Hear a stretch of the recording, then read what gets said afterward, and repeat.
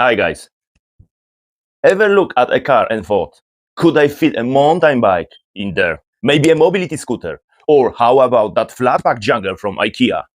In this video, I'm not just admiring it from the outside like a polite car enthusiast. Oh no, I'm diving inside, opening every door, folding seat, and measuring almost everything.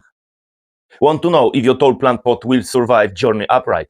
Or how wide the rear seats are for, say, spontaneous road trip with 3 grown adults and a golden retriever? I have got you covered. So buckle up, grab your measuring tape. Or don't, I have done it for you. And let's find out what really fits